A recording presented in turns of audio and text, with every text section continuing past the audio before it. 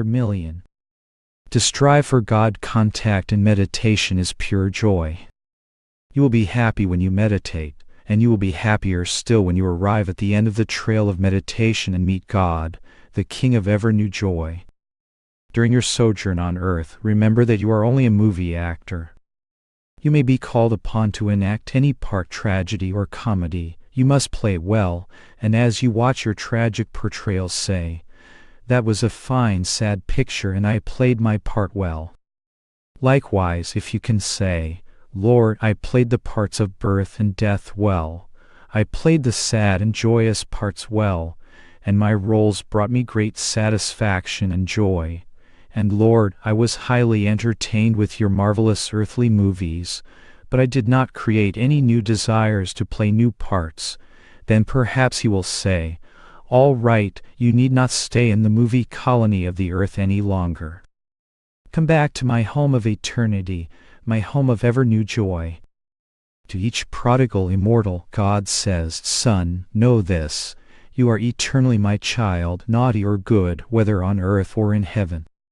But when you forget that your home is in my kingdom and get mixed up with my earthly shows, you make yourself miserable. When you will realize you are an immortal, made in my blissful image, you can remain on the earth enjoying earthly dramas with an immortal's attitude. Or you can come home and rejoice in the ever-entertaining, ever-new joyous entertainment of my unending blissful nature. Wash your hands of all desires now, yet perform your earthly duties with an increasing ambition to please God and to make others happy. Then when the door of death is opened, your spirit will laugh and dance and shout, "Now through this opening I shall dash to my home of immortal bliss." Disappoint all the adversities of earth-binding attachments, so that they will not bring you here on earth any more.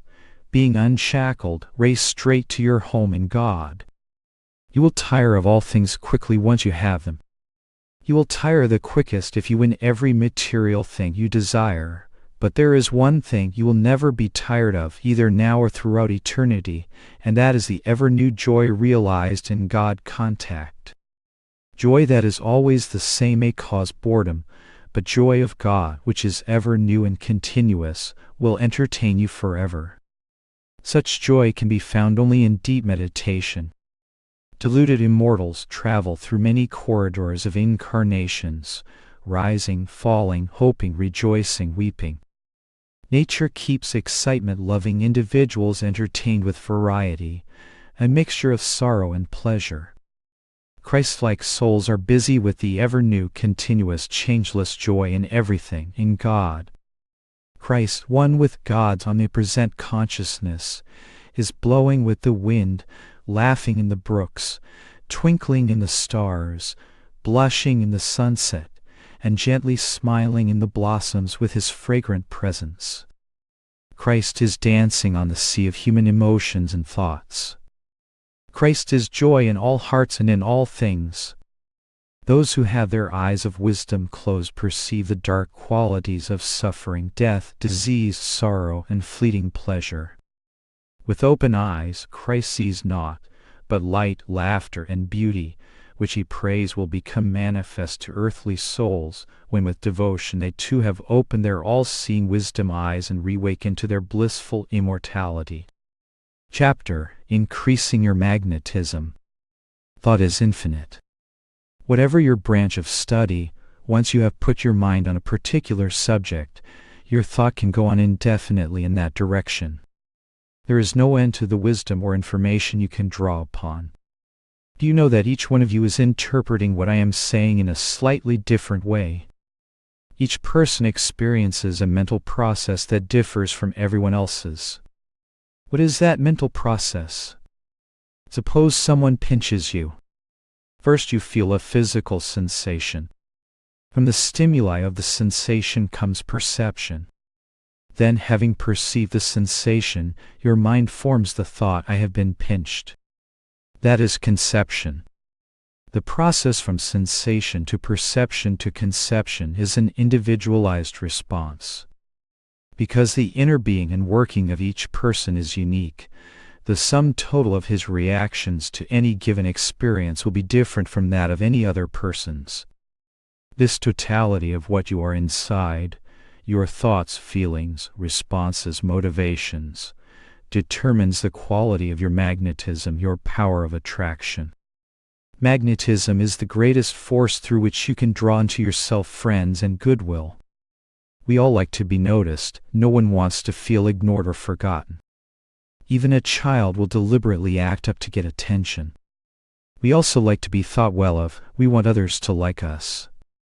But how many of us give to others the understanding and consideration we think we merit from them?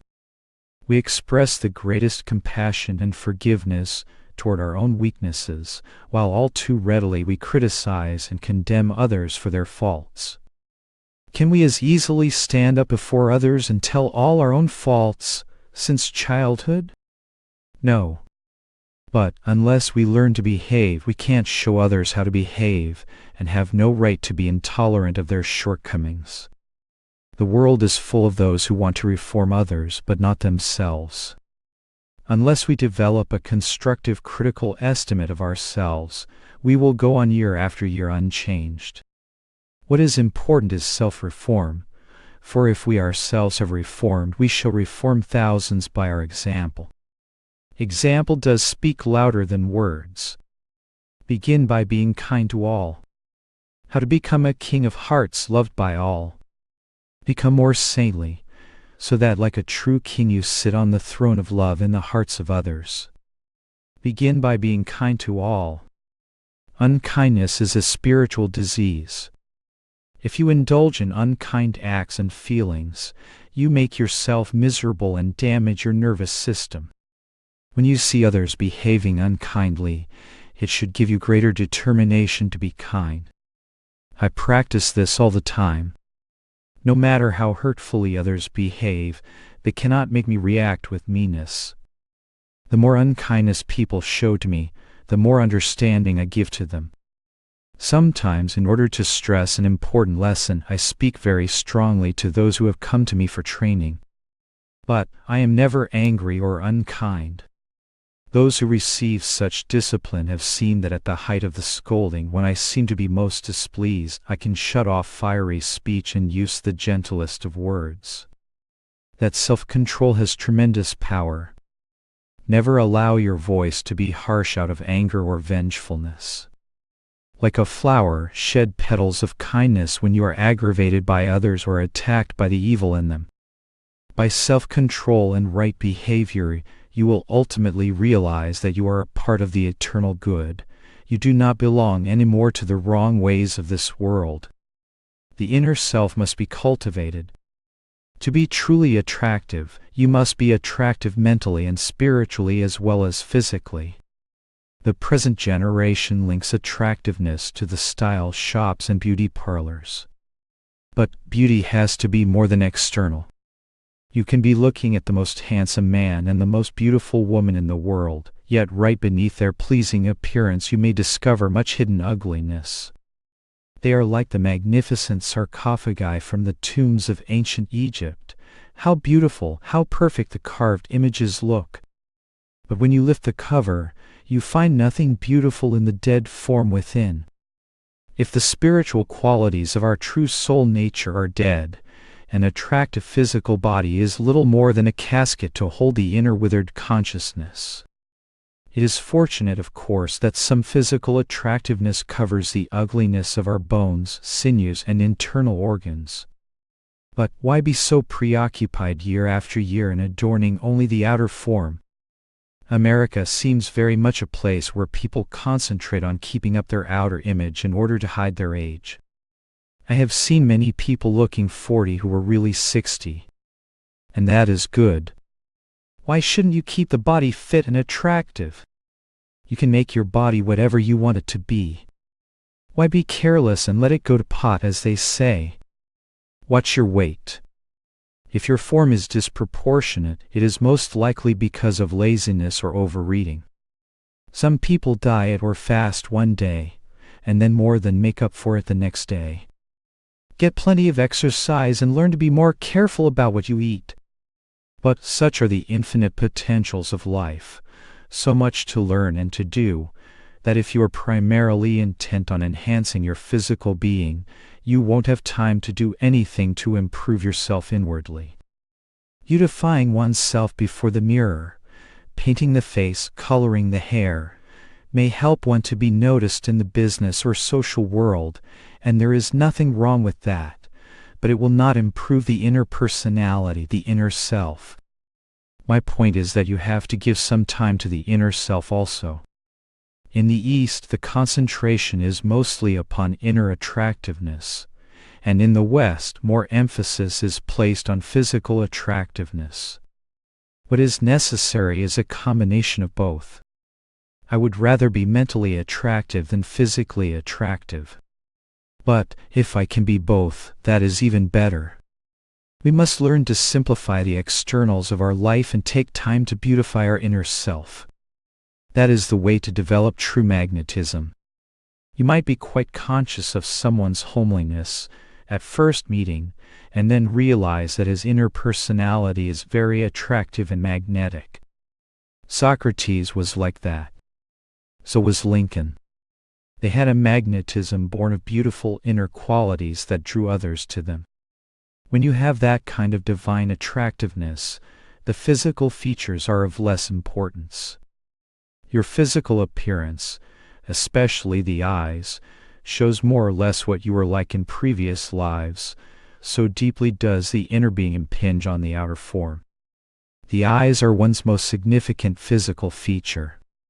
You should learn to make your eyes beautiful. How? The eyes clearly reflect what you are within. So there is but one method that can beautify the life and expression in the eyes: the inner cultivation of beautiful thoughts and feelings. Some eyes are very cruel, others are mean or selfish. No matter how sweet such a person's words or actions are, you can see what he is really like through the expression of the eyes. He cannot hide himself behind those open windows. So think wholesome thoughts, constructive thoughts. As a being privileged to be made in God's image, you have no right to disfigure your inner life. Develop peaceful eyes, calm eyes, strong eyes, divinely loving eyes by cultivating these qualities within. By this method alone you can develop an inner attractiveness that completely transcends the limitations of physical appearance. Turn your trials into triumphs. It is never too late to improve oneself. Watch your thoughts, feelings, and actions and guide them rightly. At the end of each day, analyze yourself. How have you lived this day? To be really living is to strive constantly to improve oneself, physically, mentally, morally, spiritually. A person who has not become stationary, but continues to change for the better, day after day, year after year, develops magnetism. Use every trial that comes to you as an opportunity to improve yourself. When you are passing through the difficulties and tests of life, you usually become rebellious. Why should this happen to me? Instead, you should think of every trial as a pickaxe with which to dig into the soil of your consciousness and release the fountain of spiritual strength that lies within. Each test should bring out the hidden power that is within you as a child of God, made in His image. Our tests are not meant to destroy us. Only those who are cowards, and who don't acknowledge the all-perfect image of God within, become rebellious and surrender to their trials as though those tests were unconquerable destructive forces. It is an injustice to your potential as a human being to so regard your tests. The right attitude is to use each trial as a stimulus to strengthen your inner self. If the wrestler doesn't fight with stronger opponents, he will not become stronger himself. So when you face all your difficulties bravely with spiritual strength, you become even stronger and more powerful. By conquering when you are tested, you will revive the forgotten image of God within you and become consciously one with the Father again. So we must remember to use our God-given strength to overcome our trials and thereby strengthen our inner lives. That divine inner strength is the source of our magnetism. The power of good company and deep attention. Another help toward developing your magnetism is deep attention. By this power you can draw on others' magnetism. Learn to put your full attention on everything you do. Whenever you are with someone, be a good listener. By attentiveness, tune in with people who have those attractive qualities you wish to develop. If you want strength, mix with those who are strong. If you want to develop your business sense, be with businessmen. If you want to develop all-powerful divine magnetism, mix with those who love God. You will develop much faster this way than if you merely read books on these subjects. Saints and others who have accomplished much in this world have had great magnetism. By thinking deeply of great men, you can receive their vibrations. Ordinarily, we receive knowledge through the senses of sight and hearing, by reading books or listening to discourses. But greater than these is direct contact with a man of wisdom. You gain knowledge much quicker through such association. Even if that great soul lives 10,000 miles away from you, if you think of him and concentrate on him with deep attention, you can receive his vibrations. You will begin to get something that is beyond mere words. You can receive another's magnetism through the mental channel of thought. Krishna, Buddha, Jesus, these great ones manifested the highest quality of magnetism. Every time I see an image of one of the great ones or think of them, I get their vibrations. When I contact Jesus, I feel the consciousness of God as the Father. When I think of Ramprasad, I feel the vibration of God as the Mother. This attunement with divine ones does not come about merely by thinking of them for a few moments. It is only by meditating day after day on a great saint that you will begin to receive the spiritual vibrations of that saint. There is also great value in visiting places where saints have lived. Assisi, the abode of Saint Francis; Bodh Gaya, where Buddha attained enlightenment; Jerusalem, where Jesus preached. Such places are forever permeated with the vibrations left there by the divine souls who walk those grounds. Their vibrations will remain until this earth is dissolved. Where souls have communed with God, there you will find greater communion and response from God. Often such pilgrimages completely change one's life for the better. Direct association with a God-realized man of wisdom may be through personal contact or deep meditation. The important point is to attune your consciousness with His. When you are in tune with a great soul who loves God, that attunement gradually changes your life in a most wonderful way. Your will does not become enslaved, it becomes expanded. This is the difference between attunement to an ego-centered person and being in tune with a true guru. The magnetism of a God-realized soul will put you in tune with the magnetism of God. God is the supreme magnetic force. Jesus said, "Seek ye first the kingdom of God, and all things will be added unto you." God is the supreme power behind all powers, the supreme love behind all loves, the supreme artist behind all art. When you put your mind on God, the supreme magnetic force, you surcharge yourself with divine magnetism, and you can attract unto yourself all things. If you think of God in deepest meditation, if you love Him with all your heart and feel completely at peace in His presence, without wishing for anything else, the divine magnetism of God will attract unto you everything you ever dreamed about and much more. In every department of my life I have demonstrated this truth. If you love God for His own self, not because of what He can give you, and if you are completely attracted by His divine magnetism, that power from Him goes out of your own heart and mind, and by your slightest little wish, you will attract unto yourself the fulfillment of that desire. If you have unconditional love for God, He drops thoughts in others' brains, and they become instruments to fulfill even your unspoken desires.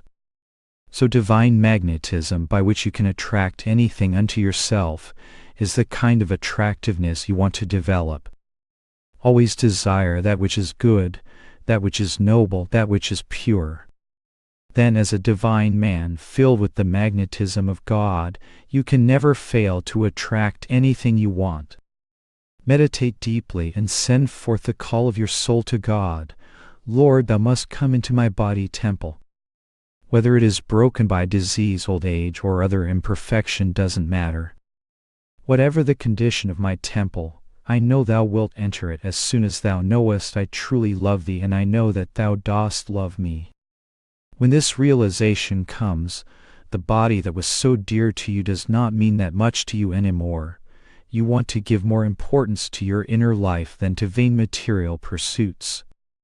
The divine man who loves God more than self finds that the attractiveness within himself is God. He then loses his attachment to the gross body.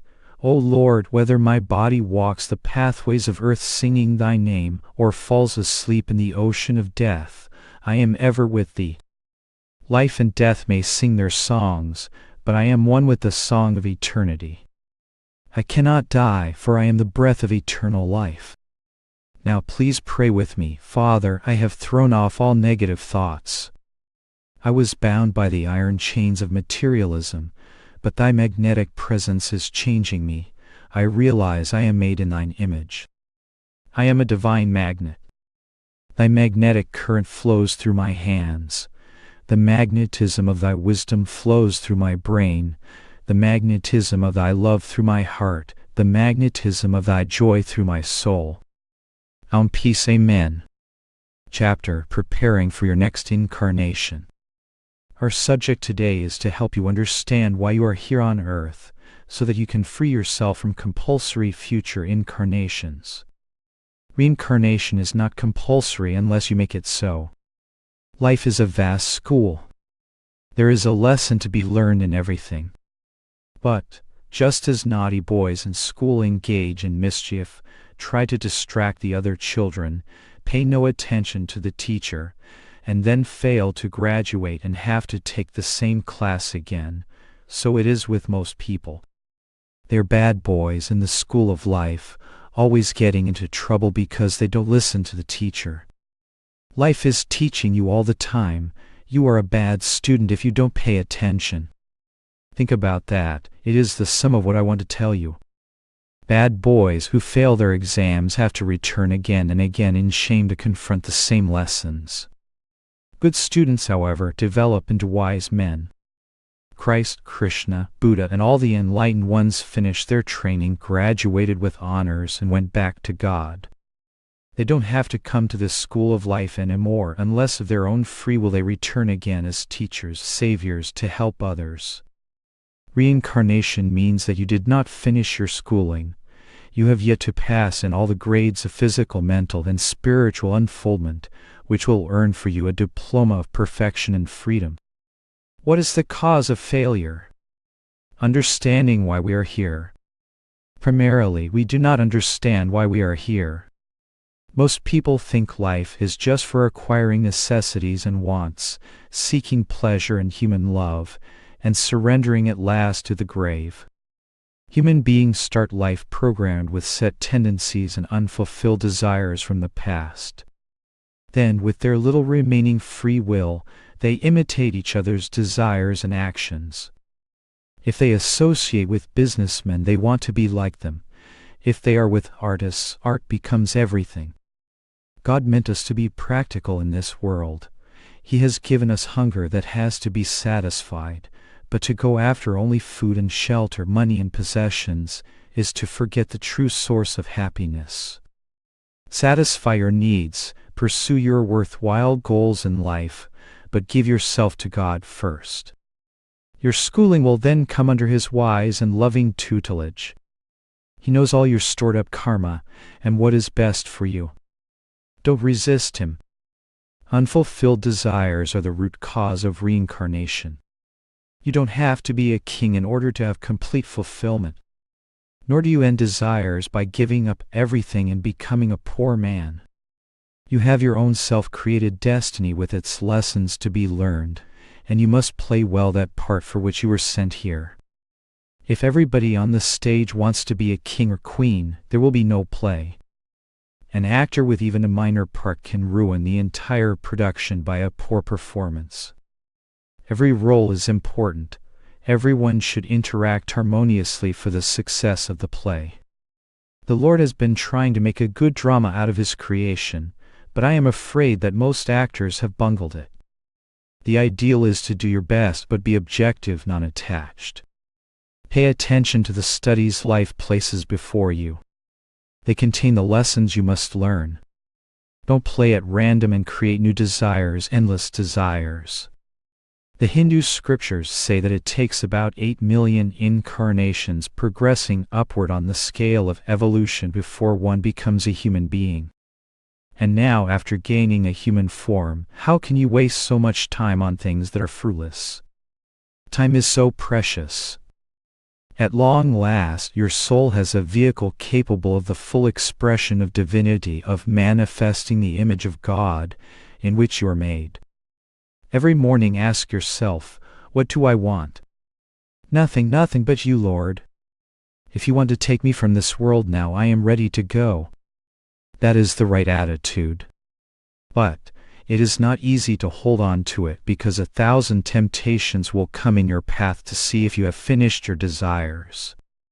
Once, when talking to Amelie Galli-Curci, the famous operatic prima donna who had such an angelic voice, I asked her, "Have you finished your desires?" She replied, "Of course."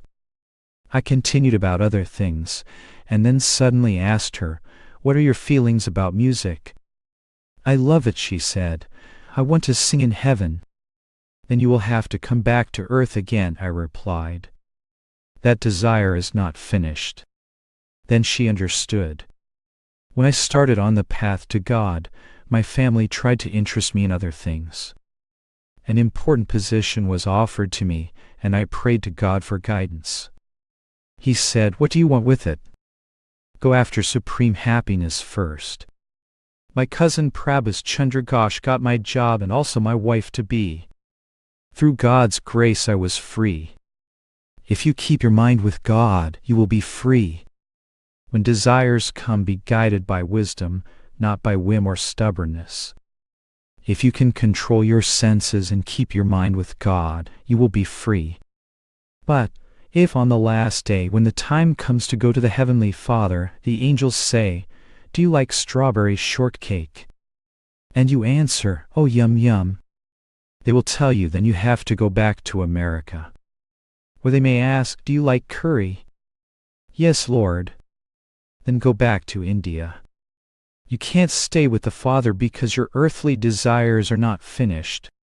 The divine man enjoys everything, but is not bound by anything. He appreciates the use of the objects in God's creation, but when he is through with them, he is through. Do not harbor traces of desires. Live in this world working only to fulfill God's will. Tell Him, "I did not ask for this body, but you gave it to me, so I will look after it and see to its needs, and use it as an instrument to serve your will on earth." When you are impersonal with the body in this way, you become personal with God. I want you all to get to that state. But it will not come by reading books, nor if you fritter away your time in diversions. Meditate. Be steeped in meditation. This morning I hardly remembered sleeping last night, and when I lifted my eyes upward, they became fixed in the state of samadhi. The world, like an ocean, was moving in me. I felt the whole universe throbbing within myself. Learn the lesson that you are not a man nor a woman, but a soul made in the image of God. Otherwise, God will have to send you here again and again until you outgrow your ignorance and realize your true self. Become so conscious of God that you know He is the only reality. The more you meditate, the more that thought will be paramount. Try as it may, the world will not be able to take that consciousness away from you. When I started my search for God, I shunned everything that took my mind from Him, as though it were poison to me. I even avoided too much contact with people who were not of like mind, because I did not want to be influenced by them. Milk will not float on water, it will mix and become diluted. But when milk is churned into butter, the butter can float on water. Similarly, as a serious seeker, make firm your consciousness in God. For yourself first. Then no one will be able to exert any wrong influence on you. You will change them. Otherwise, if your will is weak and somebody suggests some nice temptation to you, you will run after it. But when you are convinced that true happiness is within yourself in your relationship with God, then nobody can pull you away from that. Others will instead follow your example. God is for all who will seek Him. Give your nights to Him. The days belong to the devil, because he keeps us busy and embroiled in the relativities and delusion of this existence. But if you give your nights to God and strive in the daytime to remember Him in the midst of your activities, you will be drunk with Him all the time. The divine man is always intoxicated with the Lord. Work doesn't take my consciousness away from Him. It is the greatest pleasure. I have hardly even been sleeping these days. I feel the greatest joy, the greatest blessing of God I ever had. That is what I live for. To be with Him and to work out His wishes. On these two things my life revolves. Fulfilling your duties to God and man. Even a materialistic man who is constructively busy is better than an idle spiritual man. To be lazy and give no earthly service is to be forsaken by God and man. But those who fulfill their duty to man, but not to God, are like the mule that carries a bag of gold on its back, knowing only its weight and not its worth. Actions without the thought of God are both burdensome and binding. Actions performed with the consciousness of God are freeing. Renunciation of material duties to serve only God is all right, because it is to Him we owe our first allegiance. No duty could be performed without the power borrowed from Him. The Lord forgives whatever sins accrue from the non-performance of lesser duties by those who forsake all else for Him. Renunciation means to put God first, whether one follows the path of the world or the path of monasticism. My brother said to me, money first, God later. He died before he had a chance to find God or to use his money. Remember the words of Christ, but seek ye first the kingdom of God and His righteousness, and all these things shall be added unto you. When you find God, everything comes to you. When He takes hold of you, you can never fall. Your mistakes will be righted, your errors will be transformed into wisdom. That is what I have found. The right attitude towards suffering. There are two kinds of seekers, those who are like the baby monkey and those who are like the kitten. The baby monkey clings to the mother, but when she jumps it may fall off. The little kitten is carried about by the mother cat, content wherever she places it. The kitten has complete trust in its mother. I am more like that. I give all responsibility to the Divine Mother. But to maintain that attitude takes great will. Under all circumstances, health or sickness, riches or poverty, sunshine or gray clouds, your feeling must remain unruffled. Even when you are in the coal bin of suffering, you don't wonder why the Mother placed you there. You have faith that she knows best. Sometimes an apparent disaster turns into a blessing for you. When the Golden Lotus Temple went, I at first thought it was a terrible catastrophe, but it turned out otherwise because it made me go on to found other temples and ashram centers. Gloom is but the shade of Divine Mother's hand outstretched caressingly. Don't forget that. Sometimes when the Mother is going to caress you, a shadow is caused by her hand before it touches you. So when trouble comes, don't think that she is punishing you. Her hand overshadowing you holds some blessing as it reaches out to bring you nearer to her. Suffering is a good teacher to those who are quick and willing to learn from it. But it becomes a tyrant to those who resist and resent. Suffering can teach us almost everything. Its lessons urge us to develop discrimination, self-control, non-attachment, morality, and transcendent spiritual consciousness. For example, a stomachache tells us not to eat too much and to watch what we eat. The pain from loss of possessions or loved ones reminds us of the temporal nature of all things in this world of delusion. Consequences of wrong actions impel us to exercise discrimination. Why not learn through wisdom? Then you won't subject yourself to unnecessary painful discipline from the hard taskmaster of suffering. Finding the divine love behind human love. There is suffering inherent even in the satisfaction derived from human love. Devoid of the quality of divine love, human affection is a blind alley that entangles and limits us. I realized this when my mother was taken away by death. How disillusioned millions of people have been who thought human love was the only thing to live for. They were fooled and thereby did themselves a great injustice. Where are all those they loved and lost? What is the lesson to be learned? It is to love the love behind human love. Who is your father or mother, but the divine Father-Mother who has taken human form to love and care for you? Why doesn't someone else's father feel for you in the same way as your own? Because the divine took a personal interest in you and planted that paternal feeling in a particular being to whom you were karmically attracted. God also became the mother to love you unconditionally. Hers is a blind love unless it is imbued with divine consciousness. The Father's love is more tempered with reason and law. The Bible teaches, "Honor thy father and thy mother," but it further commands, "Thou shalt love the Lord thy God with all thine heart, and with all thy soul, and with all thy might." When I say father or mother, these words have an absolutely different meaning for me now. I have realized the father-mother behind my parents, the someone else who is loving me through their parental love. If you remembered all the mothers and fathers you have had through incarnations, you would not know which ones to love as your own. You think of your present home as where you belong. But, if you were to die and be born next door to your former parents, they would not love you in the same way as they did before. Who loves you but God? It is He whom you must seek. I once had a vision in which I realized it was the Mother Divine who had taken the forms of my mothers in many lifetimes to love and guide me. Now in every woman I behold the motherly quality of the Divine Mother.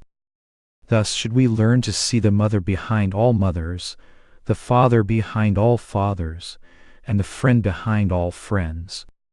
Friendship, the purest form of love. Friendship is the purest form of God's love, because it is born of the heart's free choice, and is not imposed upon us by familial instinct.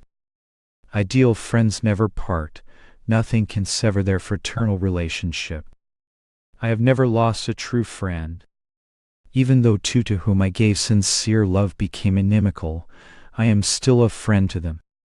To be a true unconditional friend, your love must be anchored in God's love. Your life with God is the inspiration behind true divine friendship with all. True friends bring mutual progress to one another. The guru-disciple relationship is the highest expression of friendship, for it is based on unconditional divine love and wisdom. It is the loftiest and most sacred of all relationships. Christ and His disciples were all one in spirit, as are my Master Swami Sri Yukteswar and I and those who are in tune with me, because of the common bond of God's divine love. Drinking His love together from the chalice of sincere hearts is the unifying sacrament of this relationship. In human friendship, familiarity should be avoided, or after a little while friends may take advantage of each other.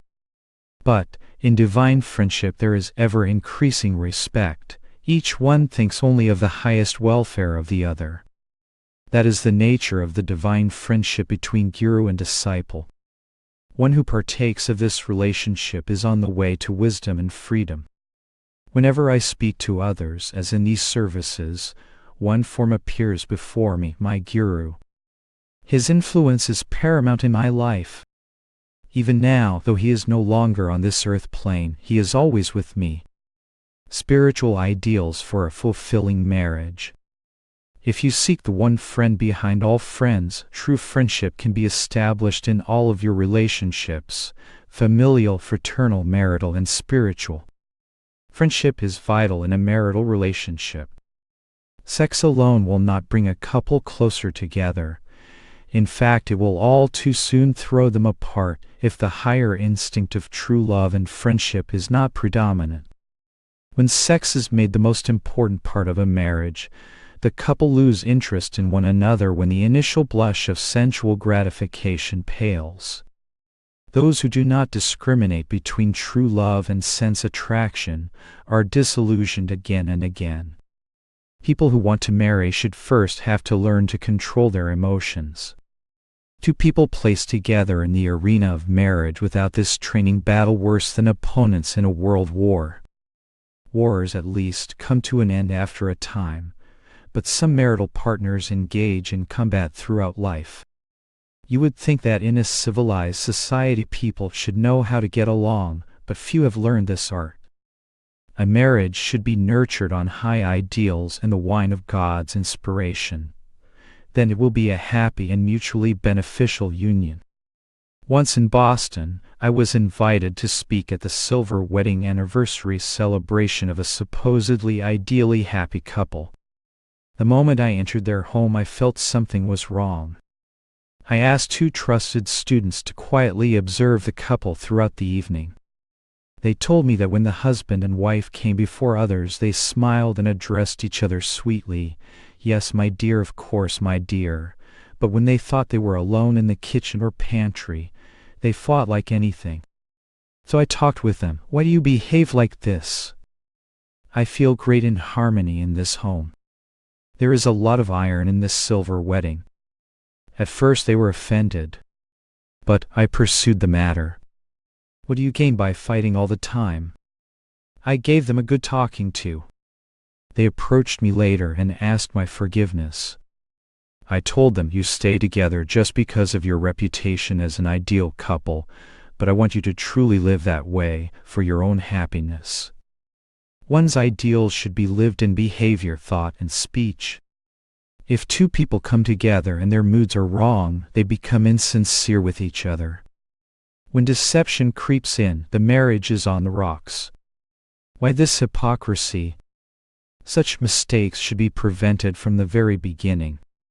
Balancing feminine and masculine qualities. It seems there has always been a rivalry between man and woman. But they are equals, neither one is superior. Be proud of what you are in this life. You are a soul that has been in both male and female bodies in different past incarnations. If you are a woman now and you envy men, you will have to reincarnate as a man. And take heed, if you are a man now and feel superior to women, you may have to be born as a woman. Man argues that woman is emotional and cannot reason, and woman complains that man cannot feel. Both are incorrect.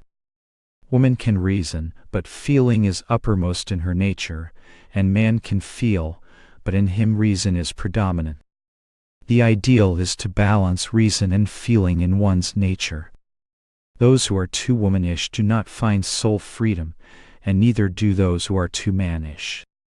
Each sex should strive toward a balance by learning from one another through friendship and understanding.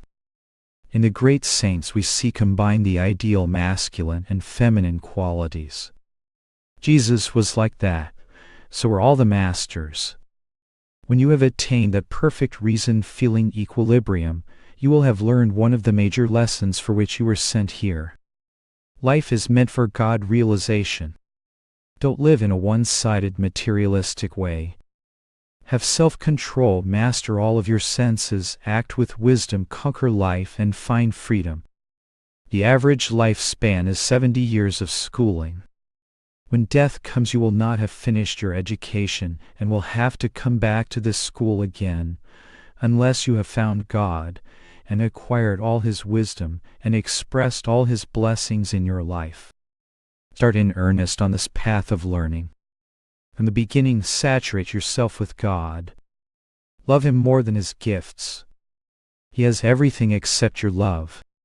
He created us that perchance we would use His gift of free will to seek Him. The only reason we are here is to find God and go back to Him. Love God first and make your body a temple of God. Do everything with the thought of Him. Go after the supreme happiness and share Him with others. Perfect your love in God's love, and include all humanity in your love. If you have children, train them in the right ideals to help bring them back to God. Every one of you has a tremendous work to do. Convert others to God by your spiritual example. To help others find God is the highest gift you can give. So remember, God first. Start today, not tomorrow. If thy hand offend thee, cut it off. You need willpower and right guidance to succeed. Exercise your will guided by your Guru's wisdom, and you will overcome all impediments in your path. Free yourself from the school of troubles. Don't expect perfection or permanent happiness here. You will not find it. This world will always be full of troubles. Why be interested in this school of discipline? Finish your lessons for good, that you may not be sent here again and again against your will. Free yourself from this school. Conquer all. Live for God, work for Him, think and will for Him. Body, mind, soul, will, senses. Everything must be with God. Then you will be free and ready for the journey home. And you won't have to come back to the troubles and difficulties and wars of this world. When your schooling is done, and the end comes and people are crying at your passing, you can rejoice and say, Beloved one, Master Death is opening for me the gate to freedom. I have had enough schooling now. I shall be a pillar in thy temple, and shall go no more out unless you will me to do so. If you wish it, I will come again and again to help free others. My incarnation is voluntary. I have finished my schooling, but I don't want to go back to God until others have been freed. As long as there will be a brother weeping by the wayside, I shall come to wipe away his tears and take him with me to God. Many people hurt and destroy themselves through ignorance and wrong desires. I have come to help them, to teach them and take them with me to that infinite shore from which there is no compulsory returning. It is wonderful to learn all of life's lessons and then teach others how to finish theirs. Then when the last day comes, there is no fear or regret. As the dying divine youth said, Don't cry for me, ye who are left on this desolate shore, still to mourn and deplore. It is I who pity you. My beloved comes in the dazzling chariot of death to take me away to the kingdom of deathlessness, to the palace of bliss dreams. O dear ones, rejoice in my joy. Chapter: The True Signs of Progress in Meditation. As the journey of one's existence progresses, one finds by deeper insight into the soul that the quest of life is who am I, why am I here? The animal has no power to analyze its condition and its environment. Only man has that rational capacity. As such, man is meant to use that power to improve himself and to get the most out of life. Superior intelligence was not given to the human being merely to be used to eat breakfast, lunch, and dinner, marry and beget children. It was given that man might understand the meaning of life and find soul freedom. Beyond all the books that are written, it is God's book of nature that remains the most difficult to understand. But the whole of creation, including the chapter of human existence, can be read when God becomes your teacher. India has shown the way to divine communion with Him through the right methods of meditation. God contact becomes possible when by meditation one has attained mastery over the restlessness of the mind. One cannot meditate with uncontrolled thoughts running in every direction. A mind that does not belong to you, a mind that is wholly occupied by the senses, can neither be offered to God nor received by Him. Wherever your heart is, there will your mind be also. If you can control your feelings and sensations, then you can put your mind on God. Having God, you shall have everything else. That is why Jesus said, Seek ye first the kingdom of God and His righteousness, and all these things shall be added unto you. As you commune with God through meditation, you will find yourself resurrected in His being. His Spirit alone can right all evils in the world and in oneself.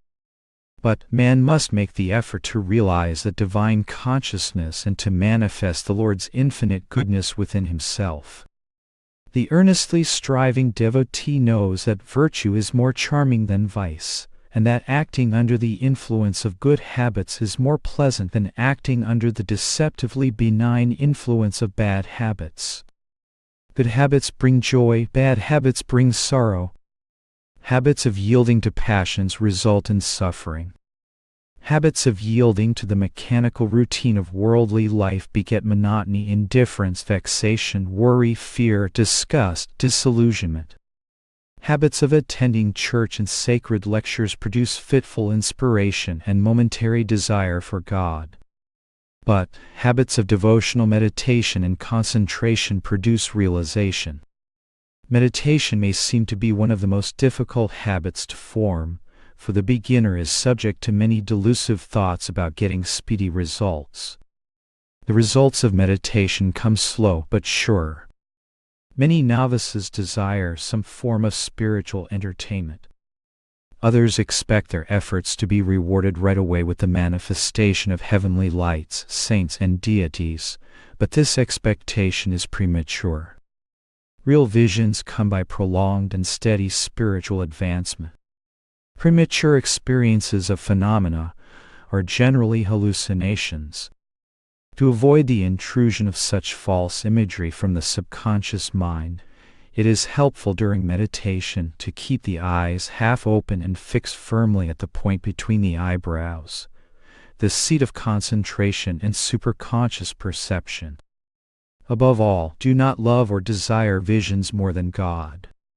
The true signs of progress in meditation are the following: an increasing peacefulness during meditation, a conscious inner experience of calmness in meditation metamorphosing into increasing bliss, a deepening of one's understanding and finding answers to one's questions through the calm intuitive state of inner perception, an increasing mental and physical efficiency in one's daily life, love for meditation and the desire to hold on to the peace and joy of the meditative state in preference to attraction to anything in the world, an expanding consciousness of loving all with the unconditional love that one feels toward his own dearest loved ones, actual contact with God and worshiping Him as ever new bliss felt in meditation and in His omnipresent manifestations within and beyond all creation. Chapter: Focusing the Power of Attention for Success. Success has a relation to the satisfaction of the soul in the context of the environment in which one lives. It is a result of actions based on the ideals of truth and includes the happiness and well-being of others as a part of one's own fulfillment. Apply this law to your material, mental, moral, and spiritual life and you will find it a complete, comprehensive definition of success. People think of success in different ways depending on their aim in life. You even hear of it in connection with stealing. He was a successful thief. This shows that not all kinds of success are desirable. Our success must not hurt others. Another qualification of success is that we not only bring harmonious and beneficial results to ourselves, but also share those benefits with others. Suppose a wife engages in the spiritual practice of prolonged periods of silence, and at such times refuses to talk even to her husband and children. Though she may succeed in keeping silent, and thereby gain some degree of personal inner peace, her behavior is selfish and detrimental to her family's happiness. She is not truly successful unless the accomplishment of her good intention also benefits those to whom she has a responsibility. Likewise, the attainment of material success means more than that we are individually entitled to enjoy our prosperity. It means that we are morally obligated to help others to create a better life as well. Anyone who has the brains can make money. But if he has love in his heart, he will never be able to use that money selfishly. He will always share with others. Money becomes a curse to the miserly, but to those who have heart it is a blessing. Henry Ford, for example, makes a lot of money, but at the same time he doesn't believe in charity that simply encourages people to be lazy. Rather, he provides work and a livelihood for many. If Henry Ford makes money by giving others prosperity too, he is successful in the right way. He has greatly helped the masses. American civilization owes much to him. Even the greatest of saints are not fully redeemed until they have shared their success, their ultimate experiences of God realization, by helping others toward divine realization. This is why those who have that attainment are dedicated to giving understanding to those who don't understand. Thus, if you find joy and pleasure in the culture of your mind to achieve true success, not only do you ensure your own happiness, but that of others as well. A different standard of success in East and West. There is a different standard of success in the East and in the West. But the East is fast imitating the worst of what it sees in movies from the West. The storybook ideal of happiness that the movies depict brings some solace to your heart, but when you look at real life, you see that success is not so simple. Life can often be cruel. You have to fight even to live. Think of all you have to do just to feed the body and keep it strong and free from disease. Even if you succeed, that success is only temporary because eventually the body has to be dumped into the earth again. To have a successful existence, you have to fight so many forces, within and without, that would rob you of worthwhile achievement. The West concentrates on the partial or temporary success that belongs to this present life. The East concentrates on the complete success that belongs to eternity. Those who have attained eternal success we call siddhas, which means those who have been judged successful by the Master of the universe. Such a one is completely happy in body, mind, and spirit. He may have few or no possessions, yet he has great wealth, mental contentment, and spiritual understanding of the correlation of the soul and spirit, and of the body and its essential relationship with the cosmic life. That is true success. In the East, they nurture in the child's mind the desire for this kind of success. In the West, you give your child a little bank and teach him to look to money for fulfillment. Strive for sufficient material means is good, but children should also be taught the value of success that will never fade. Soul wealth lasts forever in the bank of eternity, and you can draw happiness from it any time. But even spiritual success can be one-sided if you have material responsibilities and are unable to meet them. Only a great yogi who has freed himself from the laws of nature can completely ignore all material concerns.